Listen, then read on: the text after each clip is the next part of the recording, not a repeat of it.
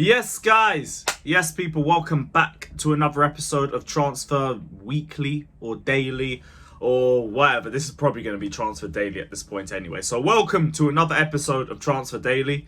I was very close to saying 5 things we learned at the start of this show, but I realised I am free from the clutches of watching this football club this season. Thank the Lord. We're here to talk about transfers. Obviously, there's not been a lot of outgoings and everybody's panicking. We haven't sold anyone yet. We're gonna keep all the deadwood. We're pricing everybody out. Blah, blah, blah. Shut up. It's the 10th of June. We're gonna get into the whole panic and all this bollocks about, oh, we haven't cleared anyone out yet. And yeah, we're gonna calm some nerves in today's video. We're gonna talk about the latest transfer news as well. Obviously, we've been linked to Maignan yesterday. I saw a little piece about Nicolo Barella. Potentially, God willing, we bring him in. Got the latest on Mason Mount, Kai Havertz. Plenty of news. Conor Gallagher, Loftus-Cheek. Plenty to get into in today's stream video. So let's get straight into it before I fall over my own words again. Before I do though, as always, gotta do a little bit of housekeeping. So if you haven't done so already, hit the like button, subscribe if you haven't done so already, hit the bell notification button as well. Check out my personal channel, Carefree Lewis G, where we will probably be arguing about Levi Colwill every single day until the Caicedo saga is sorted. Speaking of, we might as well start with Caicedo. Chelsea have said that they're going to match any bid that Arsenal are going to make for Caicedo. Seen a lot of people complaining about it. So, oh, why don't we just outprice them? Like, there's no reason to rush right now. There really isn't. People need to understand that it's early stages of the transfer window. It's only the 10th of June. People can talk with their chests puffed out and say, oh, I want 70 million for this. I want 90 million for this. I want 100 million for this. It never really ends up that way. With the whole Caicedo situation, like, I have no issue with us just wanting to match what Arsenal do, because we've done that before with the likes of Mudryk. The transfer fee itself isn't the be-all and end-all of a transfer. There's plenty more things that come into it. Bonuses, the structure of the payment, the wages that the player might be getting, the bonuses that the club and the player might be receiving depending on achievements that the player makes at the club that they're moving to. Again, this is where we beat Arsenal to Mudryk. So this has worked before. I'm not really too worried about the Caicedo situation. Obviously, Arsenal have a little bit more to flex than we do in terms of having Champions League football, but I really think the buck stops there. Being out of Champions League for 1 year doesn't necessarily mean suddenly you're ugly, you're dead, nobody wants to join you, everybody wants to join the top 40. That's only the case if you're not in the Champions League for a good 2 to 3, 4 years. Then you start losing your appeal. 1 year out doesn't make a difference. In my opinion, we can offer Caicedo more game time. We can offer him more of a pedestal. We can potentially offer him more wages too. We could potentially even be able to offer Brighton Levi Colwill going the other way. And I know a lot of Chelsea fans don't want to do it. And I'm not saying Levi Colwill's crap or anything like that. I'd love Colwill to stay at Chelsea this season. But we've had this argument on my streams a lot. And the thing with me is that we don't have to worry about our centre-backs. That's probably the safest area of the pitch we have right now. I know Badiashiel's injured out till the start of the season. I know Fofana isn't really the most fit either. But our defence is our strongest part. Our midfield is an absolute car crash. And it was even worse last season. We're losing Kante, we're going to lose Kovacic, we're going to lose Mount, we might lose Gallagher, we might lose Ruben. What is the state of our midfield? If losing Levi Colwill can help solidify our midfield, I don't want to push for it, but I will understand if we make that move. As long as it takes a good chunk of the Caicedo deal out. Because I remember hearing Caicedo's 100 million, but they're willing to lower it if they get a player coming through the other way. AKA they want Colwill in for 20 to 30 million because they bid that for him a week or two ago. No, Colwill is worth about 40 to 50 million. Probably more than 50 million right now anyway. So if we want to negotiate, Colwill is taking a sizable chunk out of that fee. But let me know what you guys are saying. Would you be okay with Colwill going the other way if it meant we got Caicedo in on a much cheaper fee? Let me know in the comment section. On to Kai Havertz. Real Madrid are negotiating for Kai Havertz. They value him at £42 million, but Chelsea are looking for 52 million plus bonuses.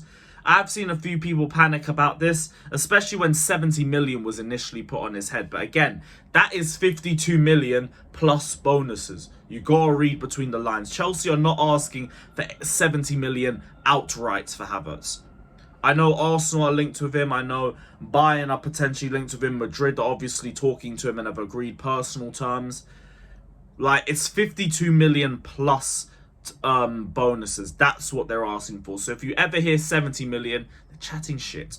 Fabrizio said 52 million plus bonuses. Stick by that. I'm not even really too annoyed by that. I know you guys have heard me criticize Havertz all season, but for the potential that he still possesses, 52 million isn't bad. It really isn't. And bonuses is smart on Chelsea's end. The fact that they only have 10 million between each other gives me a lot of confidence that this deal can be completed, and I expect it to get put across the line. But people just need to stop panicking. This was something I wanted to talk about. I touched on it earlier. People keep saying, oh, we're pricing players out and all of this crap. Why would we not try and get as much as we can for these players? Mason Mount, 70 plus 10 as well. I've seen a lot of people get annoyed about that. I don't think he's worth that. Man United have apparently bidded 50 million already. We'll end up meeting in the middle. Around 60. Maybe you'll add some bonuses to that too. That deal will get done. Don't worry. There is no reason to worry at the 10th of June that we're not going to be able to clear out these players. People are panicking way too much. There's no reason to rush and just sell everybody at half price. We don't have to do that. Maybe for some like a Pulisic or something, that would make a bit more sense, because Pulisic's had next to no game time the last year or two. Same thing with a Ziyech.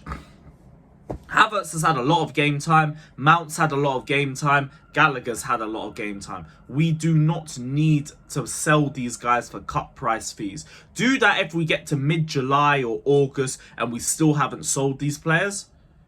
But only if we get to that point. We don't need to do that before then. People really need to just relax, calm down, and see how the road takes us. It's a long transfer window. It's not even opened yet. It opens next week. So don't worry too much. Don't worry too much. Gallagher has also been looked at by Newcastle and West Ham. Newcastle value Gallagher at 25 million. Chelsea want 50. Which again, I understand. Everton offered 45 million back in January. If they're going to offer 45, I'm not surprised Chelsea want about 60, 70 for Mount.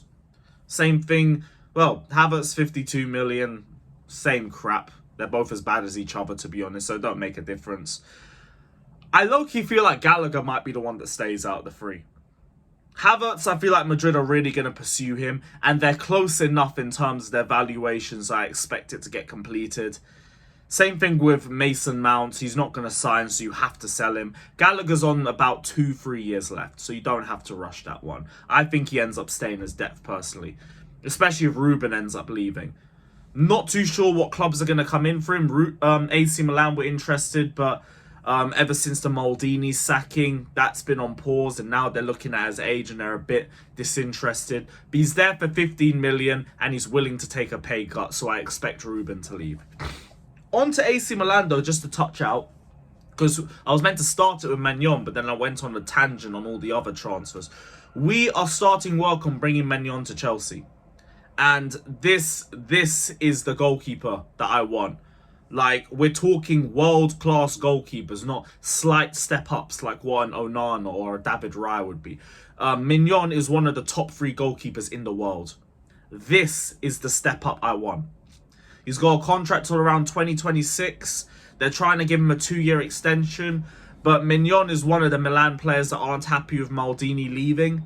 And I feel like that could play a part in him being unsettled. Now is the time to test his resolve. They're offering him 5 million a year. we can offer him a little bit more than that. You could even try and offer to give him Pulisic, Mendy, Ziyech, Ruben, whatever deadwood you want. Offer it to them at a cheaper price in a separate deal. And see if you can get Maignan through the door, because this is the sort of signing I want. This is the one where if you put 80 million on for him, I'm not going to complain about the signing and be like, oh, we've overpaid. No. This is the move for us. This is a quality goalkeeper. And I hope we really test AC Milan's resolve on this one. We're also linked with Barella. We inquired about him during informal talks with Inter Milan, but we're not going to pursue any of the Inter Milan players like Martinez or Onana or any discussions over Lukaku until the Champions League final is done.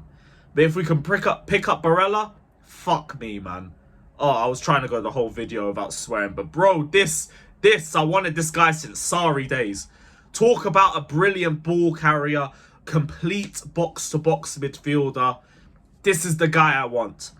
Let's hope we can get Barella through the door. Let's hope we can get Maignan through the door. But we will have to see what happens because it's a long window. Big up to everybody that's locked in though. Let me know all your thoughts down in the comment section below. As always, don't forget to like and subscribe to the channel. And I am out. Peace.